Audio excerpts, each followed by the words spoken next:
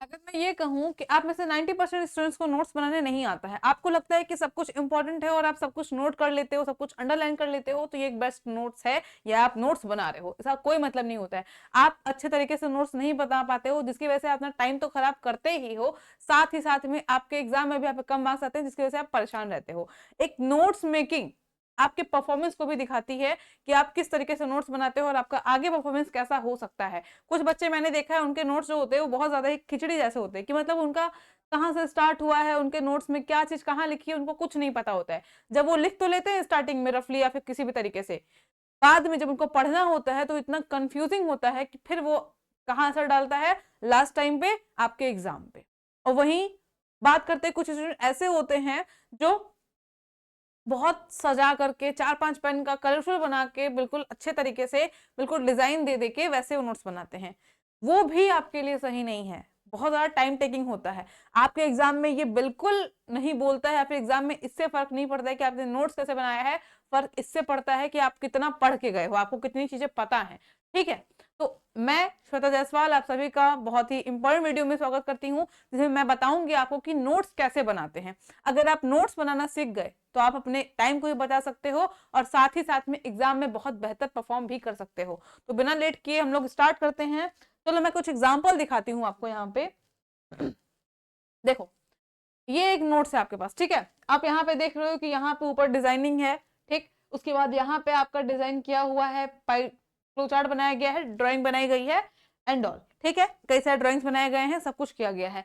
एक यहाँ पे नोट्स आपका ये है, ठीक। दो नोट्स मैंने आपको दिखाई, उसमें देखो कि मैम यहाँ पे तो बहुत ज्यादा कलरफुल सब कुछ बताया गया है, डिजाइन भी बनी हुई बहुत सुंदर दिख रहा है, लेकिन उसके बाद में ये क्या है, इसमें सिंगल पेन का यूज हुआ है मैम, और यहाँ पे एक नॉर्मल नोट है, बट ये थोड़ा सा नॉर्मल ठीक ठाक दिख रहा है। अब मैं बोलूं कि ये बताइए कि इनमें से कौन सा बच्चा है जिसका मार्क्स ज्यादा आया होगा, तो आप बोलोगे ऑब्वियसली, या फिर ये डिसाइड करना जरूर यहाँ पे पॉसिबल है कि इसमें से किसका मार्क्स ज्यादा आया होगा? नहीं। मैं बताऊं, इस वाले नोट्स के बच्चे का जो मार्क्स है वो ज्यादा आया है। क्यों? क्योंकि उसने आसान तरीके से, बिल्कुल इस अच्छे तरीके से नीट एंड क्लीन अपना नोट्स बनाया, ना उसमें ज्यादा टाइम दिया और सफाई से भी बनाया है। यहाँ पे सब कुछ प्रॉपर यहाँ पे बताया हुआ है कि क्या क्या चीज है, ठीक। तो इसका मार्क्स जो है वो बेटर आया है एज कंपेयर टू बात करें इस नोट्स के, ठीक है। कलाकारी करना नोट्स नहीं होता है, नोट्स बनाना एक कला है, जिसको आ गया वो बहुत अच्छे से अपना हर चीज अच्छा कर लेगा, ठीक है, एग्जाम में अच्छा परफॉर्म कर लेगा। लेकिन कलाकारी करना हमारा नोट्स नहीं होता कि हम 4 पेन यूज करें और उसमें छोटे छोटे डिजाइन को करें, फूल का बनाए, पत्ती बनाए, कोई मतलब नहीं है, ठीक है ना। चलो, अब इसके बाद में हम बताएंगे आपको कि किस तरीके से आपको नोट्स बनाना है और आप कैसे हर एक चीज का नोट्स बना के अपने पास रख सकते हो, और वो आपके एग्जाम में भी काफी हेल्पफुल रह सकता है किस तरीके से, ठीक है। एक अच्छा नोट्स हमेशा इंसान को पढ़ने का मन करता है, और अगर आपके पास अच्छी नोट्स हैं, अगर नीट एंड क्लीन लिखा हुआ है सब कुछ, ठीक है, तो आपका पढ़ने का उसे और मन करे, ठीक। अभी आपको हम धीरे धीरे से बताते हैं। जैसे टाइप्स ऑफ नोट्स, यहाँ पे दो नोट्स होती हैं, एक लॉन्ग नोट होती है, एक शॉर्ट नोट होती है। लॉन्ग नोट का मतलब क्या होता है, जो आपने रेगुलर क्लासेस में, जो आपने कोचिंग में, जो अपने स्कूल में आप यूज करते हो, जो लिखते हो, उसे बोलते हैं लॉन्ग नोट। शॉर्ट नोट क्या होता है, जो आप अपनी सुविधा के लिए बनाते हो, ठीक है। आपने याद कर लिया, आप रिवीजन कर रहे हो, रिवीजन के टाइम पे जो भी आप नोट्स बनाते हो, जो लिखते हो, जो आपको समझ में आए, जो आपके लिए कैरिएबल हो, आप कहीं भी उसको ले जा सको, वो होती है शॉर्ट नोट। और जो बच्चा शॉर्ट नोट नहीं बनाता है उसके लिए भी दिक्कत है, शॉर्ट नोट बहुत जरूरी है, ठीक है। आप सिर्फ लॉन्ग नोट को या फिर कोई भी चैप्टर को हम बात करें, अगर आप हायर क्लास में रहते हो तो वहां पर पे आप लॉन्ग नोट को बना करके कभी इस तरीके से नहीं कर पाओगे कि उसको आप हर जगह ले जाओ। एक सब्जेक्ट या फिर एक चैप्टर है आपका, कोई भी सब्जेक्ट है, मैथ ही हो गया, मैथ की आपकी 4 कॉपी बनती है, क्या 4 कॉपी का एग्जाम के टाइम पे आप रिवीजन कर पाओगे? नहीं। लेकिन वहीं अगर शॉर्ट नोट बनाओगे तो आप बड़े आराम से पूरे फॉर्मूले को रिकॉल कर लोगे। अब मैं आपको यहाँ पे बताऊंगी कैसे लॉन्ग नोट बनाते हैं और कैसे शॉर्ट नोट बनाते हैं, ठीक है।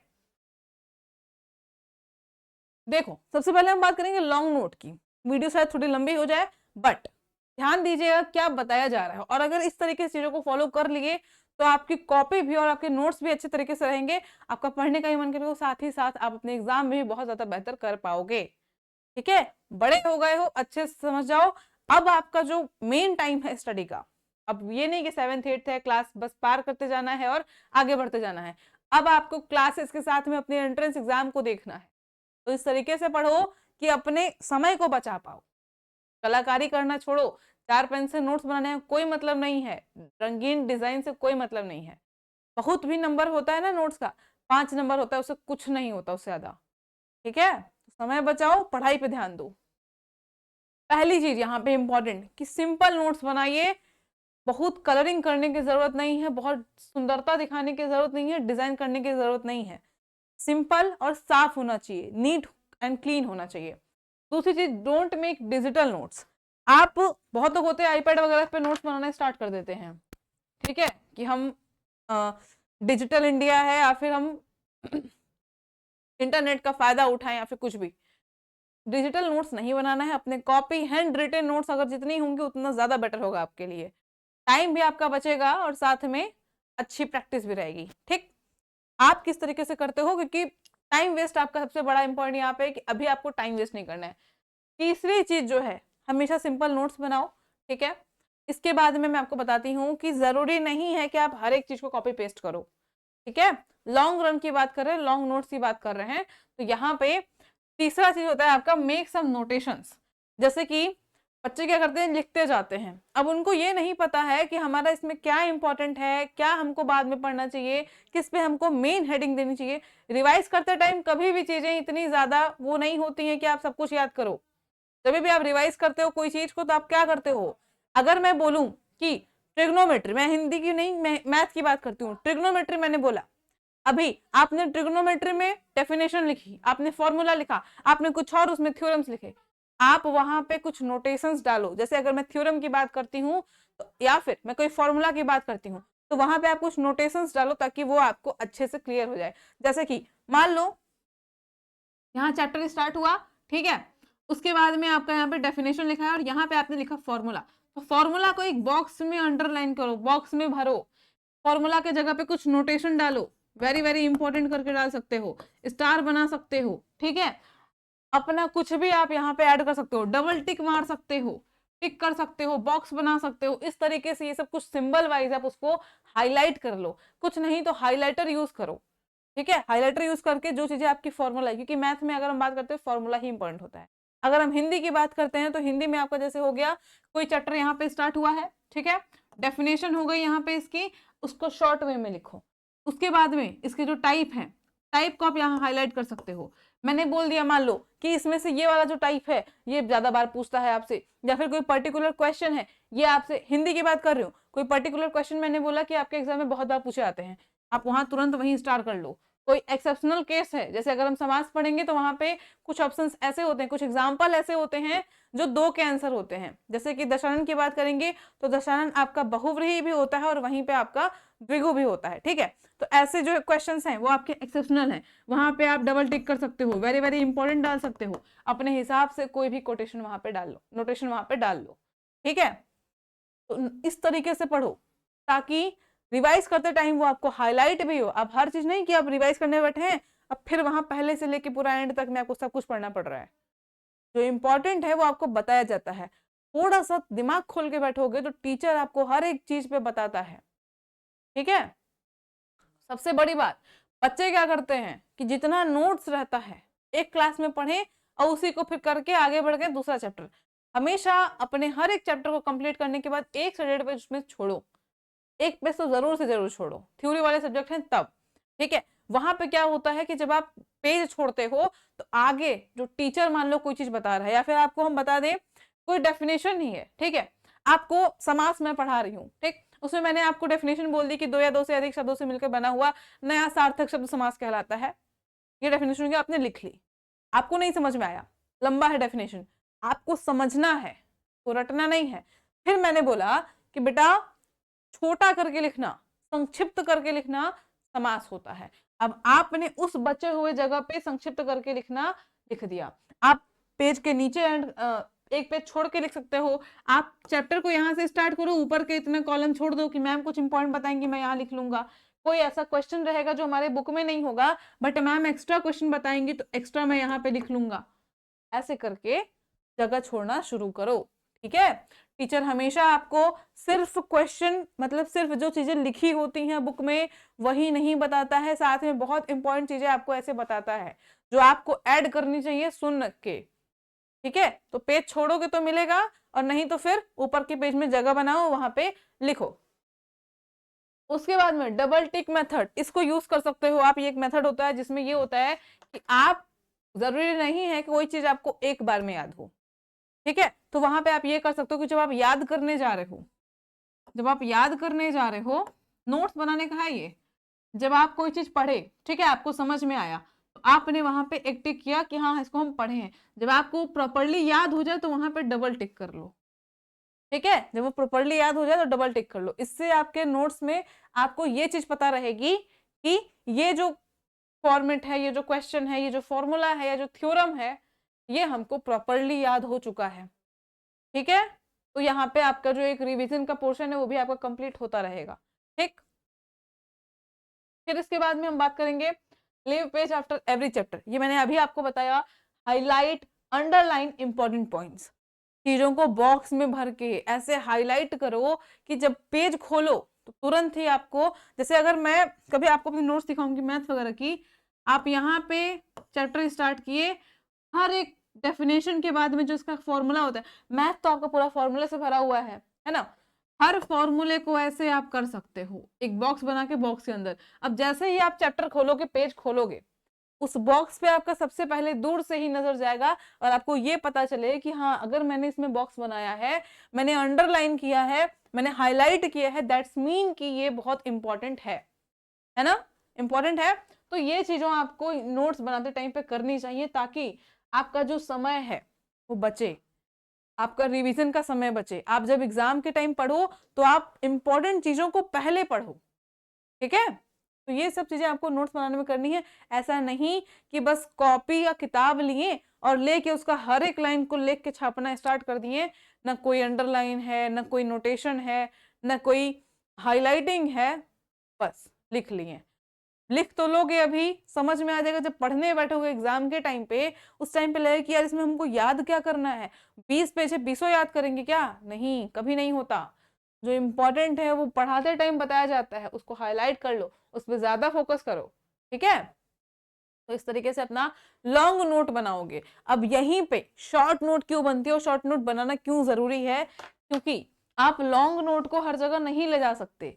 लॉन्ग नोट को आप हर जगह नहीं ले जा सकते। अगर मैथ में आपका 20 चैप्टर है, 20 चैप्टर के लिए आपकी 4 कॉपी बनी है, तो क्या 4 कॉपी उठा के कहीं ले जाओगे याद करने के लिए? नहीं, एक शॉर्ट नोट रहेगी पतले से। अब उस शॉर्ट नोट में सब कुछ नहीं करना, शॉर्ट नोट में मैक्स इंपॉर्टेंट डेफिनेशंस लिखनी है, और शॉर्ट नोट में इंपॉर्टेंट फॉर्मूले लिखने हैं, शॉर्ट नोट में आपको इंपॉर्टेंट थ्योरम्स लिखने हैं, शॉर्ट नोट में आपको इंपॉर्टेंट रिएक्शंस लिखने हैं, जिस भी क्लास में हो, जिस क्लास में जो इंपॉर्टेंट है। जैसे अगर हम 8th के बच्चे की बात करें, उसके लिए अगर हिंदी की बात करें तो उसका इंपॉर्टेंट होगा डेफिनेशन। ठीक, उसके टाइप्स, टाइप्स के बाद में आप हर एक टाइप से रिलेटेड उसके एग्जाम्पल लिख सकते हो।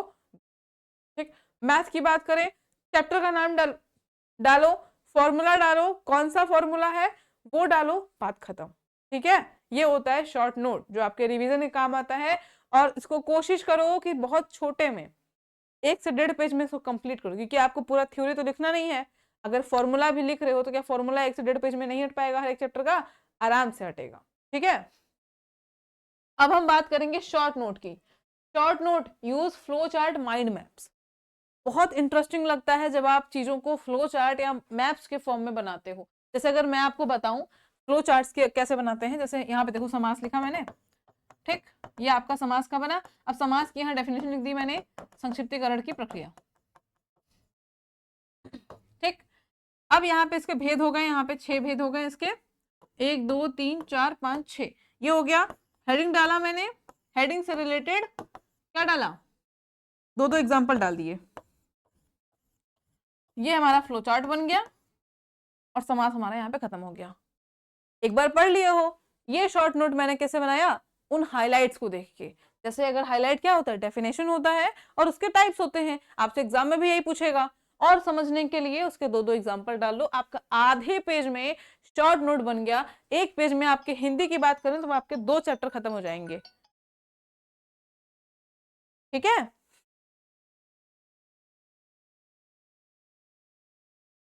ये आपका हो गया शॉर्ट नोट हिंदी का। मैथ की बात करते हैं। मैथ में हर एक फॉर्मूला होता है, किसका फॉर्मूला है ये भी आपसे बता दिया जाता है। ठीक है, जैसे अगर हम बोले पाइथागोरस थ्योरम, तो पाइथागोरस थ्योरम आपने डाल दिया यहाँ पे छोटा छोटा, फिर यहाँ पे बॉक्स में इसको लिख लिया। उसके बाद में आपका दूसरा थ्योरम आता है, फिर दूसरा फॉर्मूला आता है। ठीक, आपने सेकंड फॉर्मूला लिख दिया, यहाँ पे लिख दिया। इस तरीके से एक चैप्टर में करके 10 फॉर्मूले भी हैं तो आपके एक पेज में आराम से आ जाएंगे। ये शॉर्ट नोट होता है ताकि आपको फॉर्मूला क्वेश्चन आपका फॉर्मूले बेस्ड पे होता है। एक और चीज, कभी कभी क्या होता है बेटा कि टीचर आपको मेन डेफिनेशन बताने के बाद में ओन वर्ड्स का डेफिनेशन जरूर बताता है। या फिर जैसे मान लो मैंने ही अभी समास का एक डेफिनेशन है और मैंने आपको समझाया कि संक्षिप्तीकरण की प्रक्रिया जो है समास होती है। संज्ञा की डेफिनेशन क्या होती है? किसी भी व्यक्ति, वस्तु, स्थान, भाव, गुण आदि के नाम को संज्ञा बोलते हैं। ये इसकी डेफिनेशन है। मैंने आपको बोला कि जितने नाम है सभी संज्ञा। संज्ञा ये मेरा ओन वर्ड्स है, आप इसको अपने समझने के लिए लिख सकते हो ना, या फिर आपने एक्चुअल डेफिनेशन से क्या चीज समझी आप उसको भी हिंदी में लिख सकते हो, सिंपल लैंग्वेज में। शॉर्ट नोट हमेशा ऐसी होनी चाहिए जो हमें समझ में आए। किताबी लैंग्वेज नहीं होनी चाहिए, वो ओन वर्ड्स होना चाहिए ताकि उसको हम 2 मिनट भी पढ़ें तो हमको सब कुछ समझ में आ जाए वहां पे। ठीक है, सिंपल लैंग्वेज, इजी लैंग्वेज को वहां पे वो करना, जो भी आपको इंग्लिश में अगर अच्छा लगता है, मतलब जिस लैंग्वेज को आप तुरंत समझ पाओ। ठीक, शॉर्ट नोट समय बचाने के लिए और एग्जाम के टाइम पे पढ़ने के लिए होती है। तो यहाँ पे फ्लो चार्ट के थ्रू पढ़ो ताकि छोटे में चीजें हो जाए और सब कुछ आपका वहां पे आ जाए। स्प्लिट पेजेस इन पार्ट्स, ऐसा नहीं है कि एक पेज है तो उसमें एकदम बड़ा बड़ा लिखना है। 2 भाग में बांटो, फॉर्मूला लिखो, फॉर्मूला लिखो, 10 फॉर्मूला यहाँ पे अट गया। ठीक है, बहुत ना पेज बताने की जरूरत है ना सुंदरता दिखाने की, बस क्लियर होना चाहिए। मैक्सिमम फोकस ऑन हाइलाइट्स, जो आपने लॉन्ग नोट में हाईलाइट किया है उस पर पूरा फोकस करिए मैक्सिमम। ऐसा नहीं कि उसमें जो बीच बीच में आपके लाइंस लिखी हुई हैं, थ्योरम्स लिखे हुए हैं, बीच के आपके डेफिनेशन लिखे हुए हैं, उसको नहीं करना। जो आपने हाईलाइट किया है वो हाईलाइट्स क्या है उस पर फोकस करिए। एग्जाम्पल के लिए जैसे कि डेफिनेशन आपने लिखा, डेफिनेशन को हेडिंग वाइज एग्जाम्पल लिख सकते हो, हेडिंग्स लिख सकते हो, उसको हाईलाइट करो शॉर्ट नोट में। ठीक है, ये तरीका होता है। अगर इस तरीके से पढ़ोगे, इस तरीके से नोट्स बनाओगे, नोट्स के बीच में नोटेशंस वगैरह डालोगे, हाईलाइट करोगे, तब जाके आपका समय बचेगा, नोट्स भी नीट एंड क्लीन होगी और अपने एग्जाम में बेहतर परफॉर्म कर पाओगे।